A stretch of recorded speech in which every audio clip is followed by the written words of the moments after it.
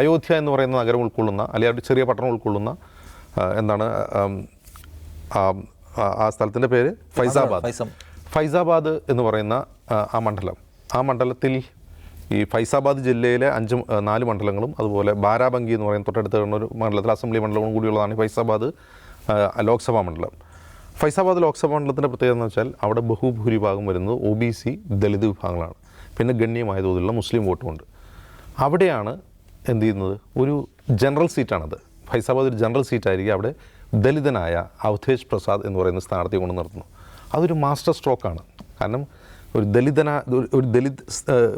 ദലിതനായ ഒരു നേതാവിനെ ഒരു ജനറൽ സീറ്റിൽ നിർത്തുക എന്നുള്ള ഇന്ത്യൻ രാഷ്ട്രീയത്തിൽ അപൂർവമാണ്. വളരെ പുരോഗമനപരം എന്ന് പറയുന്ന കേരളത്തിൽ പോലും നടക്കാത്ത കാര്യമാണ് ഒരു ജനറൽ സീറ്റിൽ കൊണ്ടുവന്ന് ദലിതനെ കൊണ്ടുവന്ന് മത്സരിപ്പിക്കുക എന്നുള്ളത്. അത് വളരെ ബുദ്ധിപൂർവമായ നീക്കമായിരുന്നു. ഈ ബുദ്ധി, അതായത് ഇപ്പോൾ ഈ ഫൈസാബാദിൽ നമ്മൾ കണ്ട ബുദ്ധി എല്ലാ മണ്ഡലത്തിനും അഖിലേഷ് യാദവ് പയറ്റിയിട്ടുണ്ട്.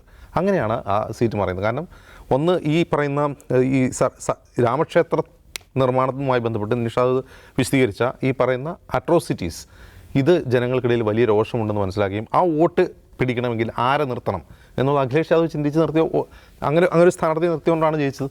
അങ്ങനെയാണ് അയോധ്യ ലഭിക്കുന്നത്. മറ്റെല്ലായിടത്തും ഇതേ പാറ്റേൺ തന്നെയാണ്. അത് സമാജ്വാദി പാർട്ടി ജയിച്ചാൽ അത് സമാജ്വാദി പാർട്ടിക്ക് ഈ പറയുന്ന ഇന്ത്യ മുന്നണിയുടെ കോൺഗ്രസിൻ്റെ പിന്തുണയുണ്ട് എന്ന് പറയുമ്പോൾ പോലും BSP എന്ന് പറയുന്ന ഒരു ഫാക്ടറി എല്ലായിടത്തും അവർക്ക് തടയായിരുന്നു. ഇപ്പോൾ ഈ അയോധ്യയിൽ പോലും ഏതാണ്ട് 19,56,000 വോട്ട് BSP സ്ഥാനാർത്ഥി പിടിച്ചിട്ടുണ്ട്. ഇപ്പോൾ BSP എന്തിനു വേണ്ടിയാണ് സ്ഥാനാർത്ഥി നിർത്തുന്നത്? അവർ എന്താണ് ഏത് വോട്ടാണ് കറന്നതെന്ന് നമുക്കറിയാം. അപ്പോൾ അങ്ങനെ തോൽപ്പിക്കാൻ വേണ്ടി നിർത്തുന്ന BSP സ്ഥാനാർത്ഥികളെ പോലും മറികടന്നാണ് സമാജ്വാദി പാർട്ടി അല്ലെങ്കിൽ ഇന്ത്യ മുന്നണി അവിടെ വലിയ നേട്ടമുണ്ടാക്കിയിട്ടുള്ളത്. ഇതിലേറ്റവും പ്രധാനപ്പെട്ട പ്രശ്നം മറ്റൊരു കാര്യം കൂടിയുണ്ട്. ഈ പറയുന്ന യോഗി ആദിത്യനാഥ് ഫാക്ടറും അവിടെ വളരെ നിർണായകമായി വർക്ക് ചെയ്തിട്ടുണ്ട്. കാരണം യോഗി ആദിത്യനാഥ് ഫാക്ടർ എന്താണ്, ഇനി മോദി അധികാരത്തിൽ വന്നാൽ, സർവ്വശക്തിയോടും കൂടി അധികാരത്തിൽ വന്നാൽ ഈ യോഗി ആദിത്യനാഥ് എന്ന് പറയുന്ന ആൾ മുഖ്യമന്ത്രി സ്ഥാനത്ത് മാറ്റും എന്ന പ്രചാരണം അദ്ദേഹത്തിന് തോന്നുന്നത് തന്നെയാണ്. അത് ശരിയാണ്.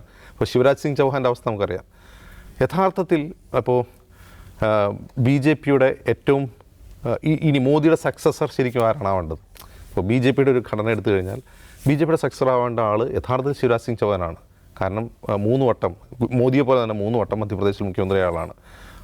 എന്ന് മാത്രമല്ല, മോദിയെ പോലെയല്ല അദ്ദേഹം കുറേ കൂടി എന്താണ് സൗമ്യനായ ഒരു BJP നേതാവാണ്. അദ്ദേഹം വർഗീയത പറയുന്നത് നമ്മൾ കേട്ടിട്ടില്ല ഇതുവരെ. NDAയിൽ കുറച്ചുകൂടി അക്സെപ്റ്റൻസ് ഉള്ളതാണ്. അതിൻ്റെ കാരണം എന്താണ്? അദ്ദേഹം വർഗീയത പറയുന്നില്ല എന്നുള്ളതാണ്. അദ്ദേഹത്തിൻ്റെ ഒരു പ്രഭാഷണത്തിലോ അല്ലെങ്കിൽ പെരുമാറ്റത്തിലോ പോലും അദ്ദേഹം വർഗീയത പറയുന്നില്ല. അദ്ദേഹം BJPയുടെ വലിയ നേതാവാണ്. പക്ഷേ ശിവരാജ് സിംഗ് ചൗഹാൻ ഒരിക്കൽ പോലും എന്ത് ചെയ്യാൻ കഴിയില്ല, പ്രധാനമന്ത്രിയാവാൻ കഴിയില്ല. ശിവരാജ് സിംഗ് ചൗഹാൻ പ്രധാനമന്ത്രിയാവാൻ കഴിയില്ലെങ്കിൽ പിന്നെ യോഗി ആദിത്യനാഥിന് കഴിയുമോ?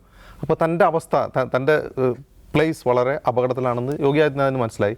അദ്ദേഹം സൈലൻ്റായത് വഴി ഈ പറയുന്ന പോൾ പെർസെൻറ്റേജ് കുറഞ്ഞു. ഈ പോൾ പെർസെൻറ്റേജ് കുറവ് തുടങ്ങുന്നത് എവിടെ നിന്നാണ്? 1ാം ഘട്ടം മുതലാണ്. ആ 1ാം ഘട്ട പോളിംഗ് നടന്നത് ഏത് മണ്ഡലങ്ങളിലാണ്? ഈ പറയുന്ന പഴയ മുസഫർ നഗർ കലാപം നടന്ന പശ്ചിമ UPയിലെ പ്രധാനപ്പെട്ട കൈരാന ഉൾപ്പെടെയുള്ള പ്രധാനപ്പെട്ട മണ്ഡലങ്ങളിലാണ്. കൈരാന, അതുപോലെ മുസഫർ നഗർ പോലുള്ള മണ്ഡലങ്ങളാണ്. അപ്പോൾ അവിടെ, അതായത് ഏറ്റവും കൂടുതൽ ഡിവൈഡ് നടന്ന, അതായത് ഒരു കലാപത്തിൻ്റെ ബാക്കി പത്രം നിലനിൽക്കുന്ന ഒരു പ്രദേശത്ത് പോലും BJPയുടെ വോട്ടർമാർ വോട്ട് ചെയ്യാൻ വരുന്നില്ല എന്നതിനർത്ഥം ഈ പറയുന്ന തീ തുപ്പുന്ന പ്രസംഗം യോഗി ആദിത്യനാഥിൻ്റെ ഭാഗത്തുനിന്നുണ്ടായില്ല എന്നുള്ളതുകൊണ്ടാണ്. അപ്പോൾ യോഗി ആദിത്യനാഥ് ആ വോട്ട് നേടാൻ ആവശ്യമായ വിദ്വേഷ പ്രസംഗങ്ങൾ നടത്തുന്നില്ല. അപ്പോൾ ഈ വോട്ടർമാർ എന്തായത്, അവർ വോട്ട് ചെയ്യേണ്ടതെന്ന് തീരുമാനിച്ചു.